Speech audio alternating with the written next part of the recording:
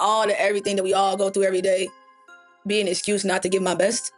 I feel like that's important, that's big, not just hoop, but life in general. And I feel like I'm most proud of the fact that folding is real. Like not wanting to do and not wanting to be around and not wanting to keep going, like that's real. We get to see it every day. And I think that I'm humbled that I've grown a sense of survival in my everyday life to not let my mind and my work get there. Like, I have to keep, obviously a faith part, but like I'm grateful and I'm glad for myself in my 8 years that based on everything I have been through that I haven't folded from a standpoint of like not want to keep going.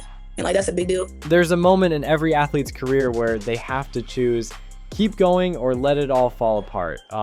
For Kelsey Mitchell, that moment came when she was hooked up to an IV, her body shutting down from cramping so severe that doctors were genuinely worried. 3 weeks later, she was back on the court in the playoffs, carrying the Indiana Fever alongside Caitlin Clark through the most intense postseason run in franchise history. But here's what makes this story gut-wrenching. The leg injury, the cramping, the physical breakdown, that wasn't even the hardest part. While the entire basketball world was watching her play, while Caitlin Clark highlights were going viral, while the Fever were becoming must-see TV, Kelsey Mitchell was grieving. Her father had just passed away, and she had to figure out how to process that loss while being a professional athlete, a leader, and a role model for millions. Most players would have folded, most people would have stepped away, nobody would have blamed her. But when Sue Bird, a legend who's seen it all, asked Kelsey what she's most proud of in her 8-year career, her answer wasn't about stats or awards or playoff runs. With raw honesty, Kelsey shared something that cuts deeper. I'm most proud of the fact that folding is real. Like not wanting to do and not wanting to be around and not wanting to keep going. That's real. We get to see it every day. She went on, I'm humbled that I've grown a sense of survival in my everyday life to not let my mind and my work get there. Based on everything I've been through, I haven't folded. 3 words that tell you everything you need to know about Kelsey Mitchell. And by the end of this video, you're gonna understand why her story isn't just about basketball. It's about what it means to choose resilience when life gives you every reason to quit. Hit that subscribe button right now because we're diving deep into the Sue Bird interview that's revealing sides of the WNBA we never get to see. The humanity, the struggle, the moments that define greatness when nobody's watching. You don't really get to hear, or we haven't really heard a lot about Kelsey Mitchell's story, whether it's, the impact her dad had on her, having to go through the grieving process while playing. I really enjoyed hearing about how she's using football to help her with her footwork, but also her leadership style. And it really just goes to show you there's so many different ways to be a leader, and it's all about fit. It's all about who you pair up with and then building chemistry from there. So again, Kelsey's somebody who I've always been a fan of, always enjoyed watching. It was super dope to connect with her. Kelsey Mitchell is the Indiana Fever's all-time leader in 30-point games and a former #2 overall pick. For 8 years, she's been the heartbeat of a franchise that's experienced everything: rebuilding, losing seasons, and finally a legitimate shot at contention. Then 2024 happened, Caitlin Clark arrived. We've all seen what happens when a superstar rookie joins a team with an established veteran. Egos clash, chemistry falls apart. And with all the hype around Caitlin Clark, the media attention, the record-breaking viewership, the endorsement deals, you'd expect friction. This is where Kelsey's leadership reveals itself. When Sue asked about playing alongside Clark, Kelsey put it simply but powerfully. We didn't have a lot of ego in our group, and I think that was the game changer. In a league where everyone's fighting for recognition, for contracts, for spotlight, Kelsey Mitchell, an all-star caliber player who's carried this franchise for years, checked her ego at the door.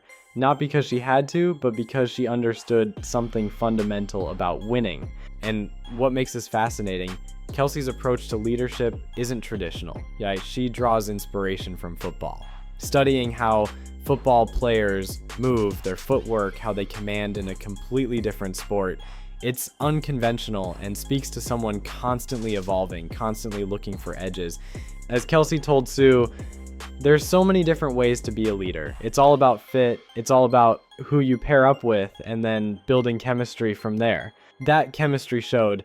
The Fever suddenly became playoff contenders. They challenged the established order, and Kelsey Mitchell was right there alongside Caitlin Clark and Aliyah Boston, forming what the league now calls a Big Three. But championships aren't built in sunshine. They're forged in hotel rooms after losses, in gyms at 6 in the morning, in phone calls home when you're barely holding it together. This is where Kelsey's narrative transcends basketball. Remember that grief we mentioned, the loss of her father that happened during this season? When Sue brought this up, because with the respect only someone who's lived this life can have, Kelsey got real. She talked about her father's impact, how losing him changed everything, how she had to find a way to continue. This is when Kelsey shared something incredibly raw, her voice carrying the weight of lived experience. She said, "I'm most proud of the fact that folding is real. Like, not wanting to do and not wanting to be around and not wanting to keep going, that's real. We get to see it every day." Pause on that. Folding is real. She's not pretending it's easy. She's acknowledging the truth. There are days you don't want to show up, mornings you can't see the point, moments when the weight is too heavy. But what separates Kelsey Mitchell, she went on to explain, "I'm humbled that I've grown a sense of survival in my everyday life to not let my mind and my work get there. Based on everything I have been through, I haven't folded." This isn't just toughness. This is intentional resilience, a choice day after day to appear even when you have every excuse not to. And it showed, despite the injury, the weeks on IVs, the cramping that could have ended her season, despite processing grief in the public eye, Kelsey Mitchell averaged over 20 points per game this season and broke a decade-long franchise record. When asked what she's most proud of in her career, Kelsey's answer cut straight to the heart of it. Not letting everything that we all go through every day be an excuse not to give my best. That's important, that's big, not just hoop, but life in general. If you're watching this and you've ever felt like giving up on something important, really hear what Kelsey's saying. She's dealing with the same struggles we all face: loss, pain, doubt, exhaustion. The difference is in the decision to keep giving your best even when it feels impossible. Is there any feeling to try and test out free agency the way you had felt it last year? I think yes, the obvious. The short end is like the reality of it is just from a standpoint of like, life is different when family dynamic changes. You got to look, your family and who you are and what was built around you is important. And so that's important for me, I would say. And I think that that is always has to be, first and foremost important for me when I think about free agency. But on the flip side of things of like knowing what Indiana means to me, it's like, it's paramount, it's huge. I think it's so many what ifs right now, Sue, with the CBA and with, how life is shuffling the deck. It's like, you just don't know. It's a lot of what ifs. But I like to think that in the right realm of work, I can't not think about Indiana, Yeah, of course. Like I can't not think about Indiana. And on the other side of things, it's like I got to make sure I'm put in a position to, I'm put in to take care of my family or be there for my family. I also know that, this is for my family as well. So it's a combination of both. But I think in both realms of life, I get to choose based on where I'm valued. And hopefully whoever or whatever I talk to, I want to feel value in.